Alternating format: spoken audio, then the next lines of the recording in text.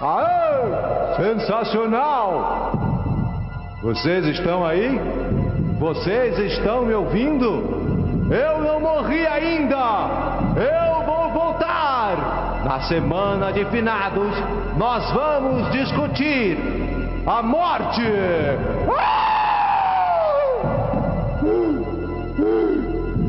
Mas, para apresentar o programa, eu preciso sair daqui. Vamos todos juntos, mentalizando, mandando força positiva para que eu possa ressuscitar, pelo menos por mais de 1 hora. Vamos! Força! Força!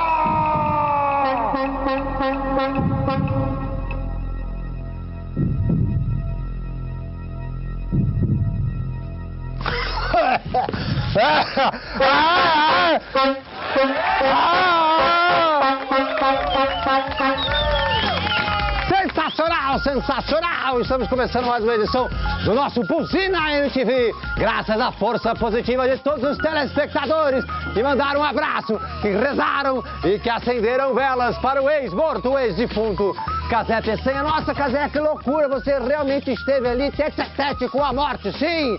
E ela não é tão feia assim! A morte pode ser transformadora, a morte pode ser reveladora, a proximidade com a morte pode tornar a vida mais feliz. Para discutir esse assunto aqui no nosso programa, nós trouxemos telespectadores do Buzina MTV como você, sim, que participaram, ou que vivem e que têm experiências pertinho da morte. O primeiro deles com quem nós iremos conversar, uma salva de palmas. Ele é DJ, ele é organizador de festas góticas, ele se chama Humberto. Pode falar, Humberto. Então, primeiramente, obrigado pela oportunidade e tal. Então, nós estamos muito felizes de estar aqui comparecendo no programa.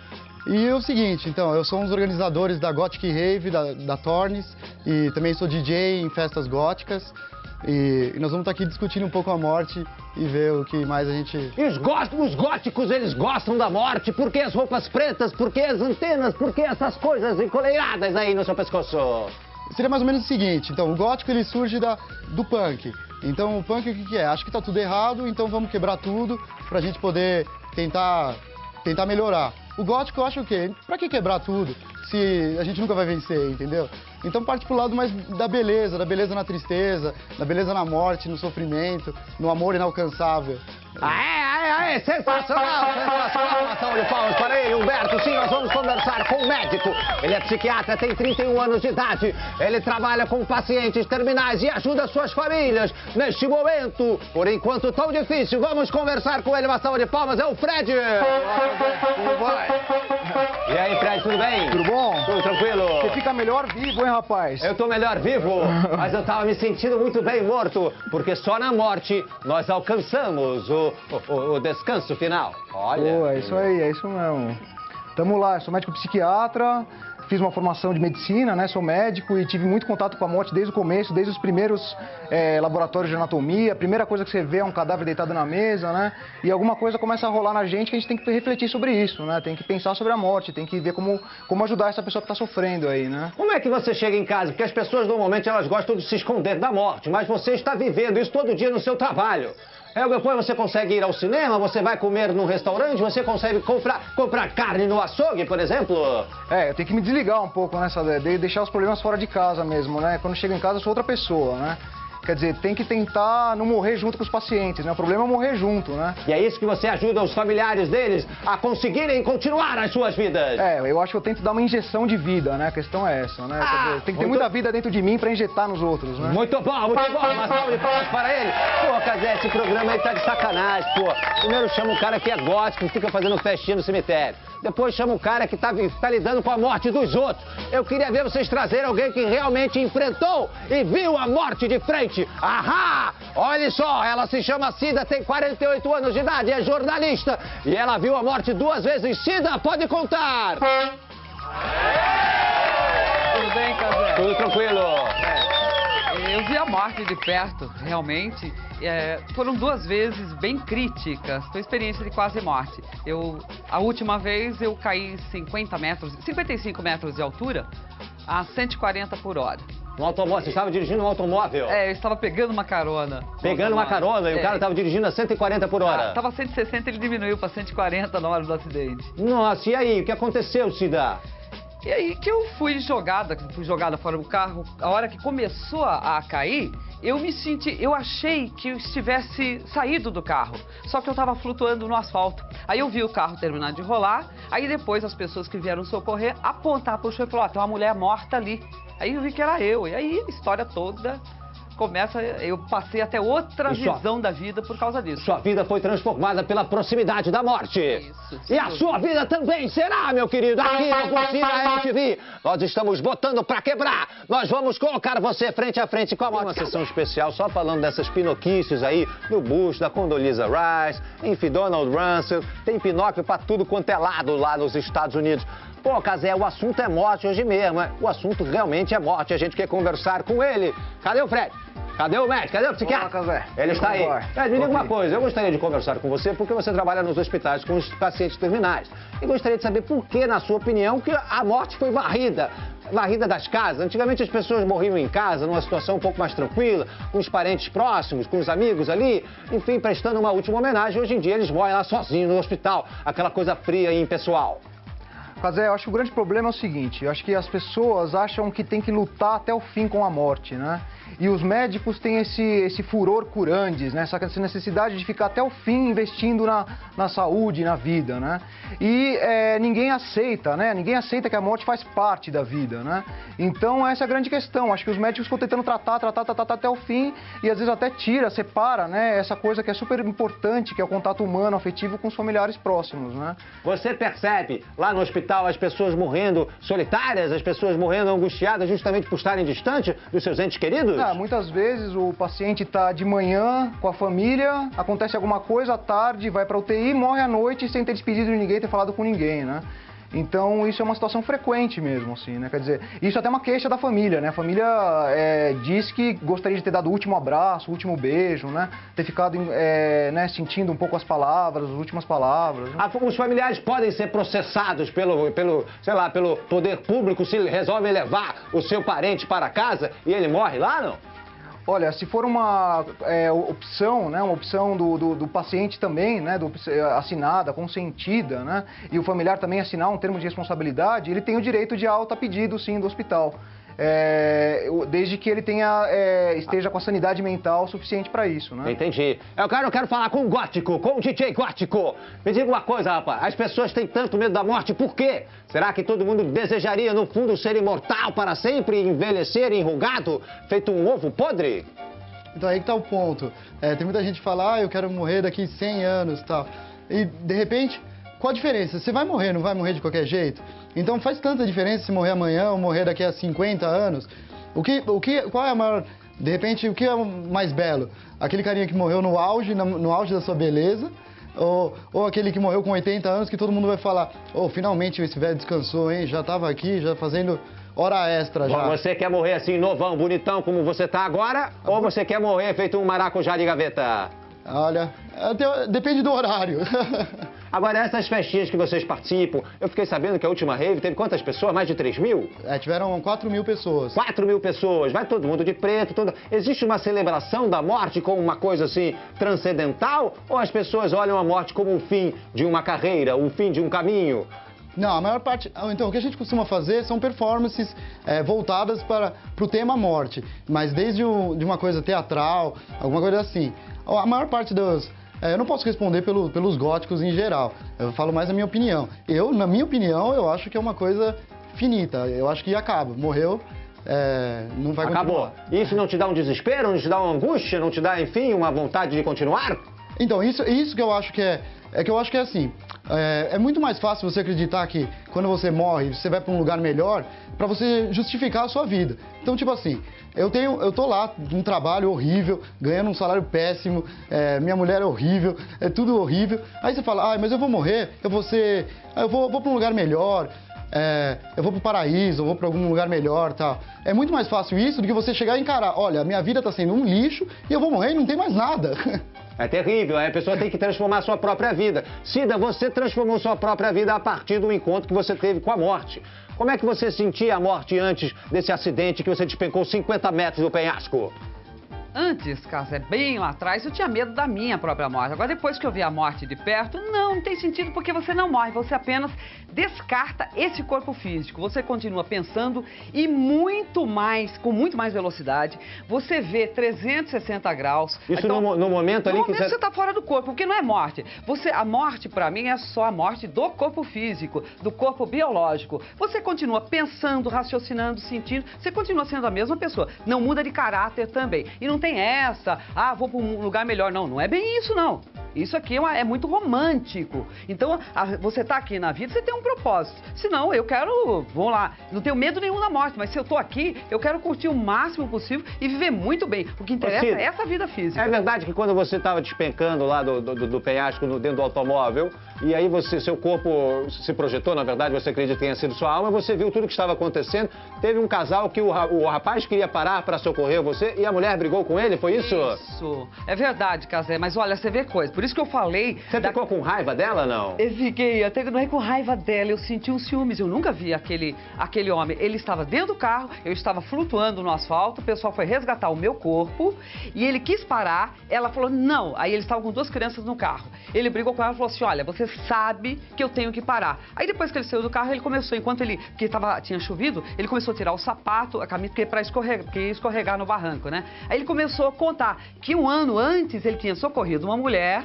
que estava viva e na hora do socorro eles mataram porque quebrou o pescoço. Então ele tinha um trauma, ele precisava, e a pessoa falou, olha, dessa aí não sobrou nada, essa aí não sobrou nem esse pensamento, ela tá morta. E ele ajudou você? Ele falou, faz de conta que ela tá viva, vamos pensar isso. Como ele chama? Como ele chama? Não sabe, uma salva de palmas para ele. Muito bom. E olha só, todos esses... Mais uma vez me chama a atenção na exposição, nas fotos da exposição que nós mostramos aí, a fascinação pela tragédia, pelo drama, pela morte. Vamos conversar mais uma vez com ele, Fred. Alô, Fred, você que está lá prestando conforto para as famílias e tal, como é que é? Quais são as coisas que você fala? Por exemplo, olhando para você, eu me lembro de Sócrates, ali, quando estava prestes a tomar o seu veneno, tudo, estava com os seus discípulos, os estudantes dele e tal, ele falou, pô, agora sim eu vou para a morte, vou tomar o meu veneno, ele tinha sido acusado lá de perverter os menores, os jovens, e aí estava na hora de tomar o veneno, ele falou, bom, está na hora de partirmos, agora quem vai para melhor, se sou eu, se são vocês, ninguém pode saber. O que você fala para confortar os familiares nesse momento? Eu acho que a grande questão não é nem muito o que falar para os familiares, mas a grande questão é tratar com naturalidade a morte, né? Quer dizer, o grande problema da situação da morte é que as pessoas ficam muito culpadas. A primeira coisa que vem nas pessoas é culpa, né? Culpa de quê? Culpa de, eventualmente, não estar sentindo tudo que deveria sentir, né? Quer dizer, a sociedade cristã exige um sofrimento muito grande com o familiar que morre, né? E às vezes a pessoa não consegue sofrer desse tanto, né? Então vem um sentimento de vazio, né? Então, quer dizer, falar um pouquinho sobre esse sentimento que demora um pouco para acontecer, né? Essa tristeza, né? Não é imediata, né? E a coisa também, às vezes, da culpa por, eventualmente, em algum motivo, de alguma forma bem inconsciente, desejar, de certa forma, a morte daquela pessoa, né? E perceber que aconteceu, né? E acha que, de repente, foi responsável por aquilo. E acha que foi responsável por aquilo, né? Muitas religiões falam da necessidade do desapego, que as pessoas têm que se desapegar das coisas materiais, se desapegar do seu próprio corpo, de se desapegar das suas relações com as pessoas e com o mundo para conseguir viver bem e ter uma morte tranquila. Você concorda com isso a partir da sua experiência, não? Concordo. Eu acho que a vida inteira pra gente conseguir viver, a gente tem que se preparar para a morte, né? E eu acho que se preparar para a morte está muito reflexivo, né? Tem que estar muito preparado com a solidão, né? Conviver com a solidão, conseguir... Você que está tão perto da morte no seu dia a dia, você acha que você já está preparado para encontrá-la? Eu acho que sim, eu acho que sim. Eu acho que se eu morrer amanhã, eu vou morrer feliz. É mesmo? Eu acho que eu fiz muitas coisas na minha vida, eu acho que estou muito satisfeito, assim, eu acho que eu sou muito centrado, assim. Você sonha com o momento em que você vai morrer, em que você vai partir, não? Na verdade, eu não fico pensando na morte, não, eu fico pensando na vida, na verdade, né? Eu fico esperando momentos de felicidade, não de dor, né? Certo. Cida, e você, Cida? Você que foi transformada por esse momento da morte. Também concordo com o Fred, eu fico curtindo a vida. A hora que ela chegar é bem-vinda, pode ser aqui antes do seu programa terminar, tá limpo, fiz um monte de coisa que valeu. Agora, o importante é viver o aqui e agora, e não pensar no que vem depois não, porque aqui é só uma transição e só sem corpo, você continua fazendo a mesma coisa e sendo da mesma forma a hora que você não tem mais corpo físico. Você tá falando, Cida, você tá falando isso aí e o gótico ali, o Humberto tá se remoendo, rapaz, tá se remoendo, ele discorda completamente de você, pra ele acabou. Mas eu falo pra ele, tem que ter, ele vai experimentar, ter a própria experiência, porque todo dia nós ensaiamos pra morte, Cazé. Ah, é? Como é que é esse ensaio? O ensaio é você dormir. Dormir nada mais é do que o ensaio pra morte. Agora, o que você sai do corpo quando dorme também, você pode não lembrar. Então é isso que eu falo pro Humberto. Humberto, vai ter a sua experiência, não tem que acreditar em nada que eu tô falando, não. Nem do que o Humberto, do que o Fred. Vai lá e experimenta, porque a hora que você tiver a sua própria experiência, cara, não precisa ninguém falar mais nada. Mas como que ele vai lá experimentar? Como é que ele vai? Onde? Dormindo. Vai experimentar a morte? Não dormindo. Ah, dormindo. Não, tentar trabalhar a sua memória. Porque o que você faz dormindo, fora do corpo, você pode começar a fazer aqui. Ó, na vigília física, acordadinho, começar a relaxar e você saber dominar a sua consciência e ver o teu corpo lá na cama. Não fala pra ele dormir não, que ele já tá dormindo, ele não fala nada. Ô, Humberto, fala alguma coisa aí, toma uma atitude. Ó, vai ter uma experiência. Olha, eu vou começar a treinar já pra minha morte, então eu vou continuar dormindo 12 horas por noite, que eu tô me sentindo bem melhor. 12 horas? O cara dorme 12 horas, tu é mó preguiçoso, né? Faz o que da vida? Só uma brincadeira. Você faz o que da vida? Eu sou professor. É professor de quê? Inglês. De inglês? É. Olha só, e você vai com essa coleirinha? Você vai com esse visual gótico, não? Eu uso um visual normal, eu sou uma pessoa normal. Como é que é a história do gótico? Vocês pulam no cemitério? Eu já frequentei muitos cemitérios para meditar. Agora tá meio complicado aqui em São Paulo, porque colocaram aqueles arames, farpalhos, tudo. Eu não posso mais pular o muro do cemitério. Agora, como é que você faz? Como é que vocês fazem isso? Você costuma frequentar o cemitério, não? Não, eu já fui quando eu era adolescente e tal. O que acontece assim, na teoria, porque os góticos iriam no cemitério? Eles iriam porque é um ambiente calmo, tranquilo, tem toda um visual deprimente, né? Pra ler alguma poesia, pra tomar um copo de vinho, fazer uma coisa meio Lord Byron, assim. Na prática, o que eu vejo, na minha opinião, o pessoal só pula por pular, mas hoje em dia quem pula é pra falar, dei um pulo no cemitério, dei uma volta e sair. Então eu desconsideraria, eu atualmente jamais pularia no cemitério à noite. Entendi. Essa é a opinião dele. Uma salva de palmas para eles que vieram aqui e deram uma tapa às suas caras. Sim, para mostrar suas opiniões sobre uma questão tão importante, que é a morte. Cazé, considerações finais dos nossos telespectadores que hoje estão presentes aqui no Buzina MTV. Eu gostaria de ouvir a opinião dele. Humberto, suas considerações finais sobre a morte. Eu acho que você tem que curtir a vida ao máximo, seja da forma que você achar melhor, entendeu? Sem prejudicar a vida dos outros e curtindo a sua própria individualidade, do jeito que seja na noite gótica, na noite alternativa, na noite normal, do que você gostar. De dia não pode? De dia também. De dia também. Aí uma salva de palmas para o Humberto. Muito obrigado pela sua participação aqui, Humberto. Abrilhantando nossa noite no Buzina MTV. Vamos ouvir a opinião dele, o Fred, ele que está acostumado a ajudar as pessoas que estão neste momento de transição. É isso aí, Cazé. Minha sugestão para todo mundo, para o telespectador, é ser feliz, sem culpa, viver cada dia como se fosse único e viver a vida com bom humor. Isso, viva os palhaços, viva a música, viva a arte e que Deus nos acompanhe. Uma salva de palmas para a mensagem otimista e feliz. De Fred. E por último, Cida, ela que já teve 2 encontros com a morte. E olha que ela gostou, hein? Pode falar, Cida. Pois é, gostei. Agora, o conselho que eu dou, já que é uma consequência lógica na nossa vida, a morte, então curta o dia a dia. E ó, faça como o Fred falou, com muito bom humor. E não vá na conversa de ninguém não, pesquise você. Vai você atrás das suas respostas. A vida tá aí pra ser curtida. E ó, sorriso na cara. Ah, é uma salva de palmas para ela! É verdade, isso me faz lembrar aquela máxima que os monges, acho que são monges católicos, que antigamente eles costumavam falar para os seus amigos. Olha que legal a brincadeira dos caras ali, olha que legal, o que vocês estão brincando aí? Os caras estão brincando de dar soquinho um no outro. Bom, pelo menos eles estão curtindo a vida, né, Cazé? Pelo menos, se eles morrerem daqui a pouco, eles vão ficar felizes porque eles estão dando soquinho. Cada um curte como acha mais legal. É verdade, é sensacional. E eu vou falar para vocês a máxima dos monges.